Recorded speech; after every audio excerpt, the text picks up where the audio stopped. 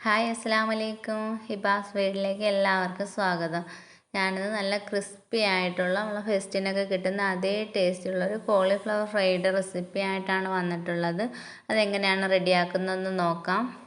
Cauliflower ചെറിയ കഷ്ണങ്ങളാക്കി cut ചെയ്തെടുത്തിട്ടുണ്ട്. അത് 2-3 വെള്ളത്തിൽ കഴുകിയതിന് ശേഷം ഒരു പാത്രത്തിൽ വെള്ളം അടുപ്പത്ത് വെച്ച് കൊടുത്ത് നമ്മൾ കട്ട് ചെയ്ത് വെച്ചിട്ടുള്ള കോളിഫ്ലവർ അതിലേക്ക് ഇട്ട് കൊടുക്കാം.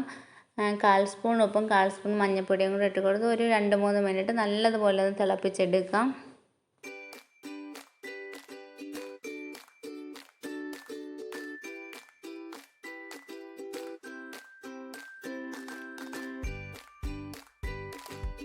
കോളിഫ്ലവർ ഒരു 3 മിനിറ്റോളം വേവിച്ചതിന് ശേഷം ഞാനത് ഊറ്റി മാറ്റി വെച്ചിട്ടുണ്ട്.